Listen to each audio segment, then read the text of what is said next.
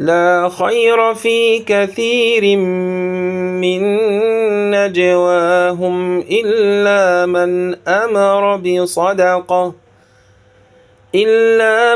أمر بصدقة أو معروف أو إصلاح بين الناس ومن يفعل ذلك ابتغاء مرضات الله فسوف نؤتيه أجرا عظيما.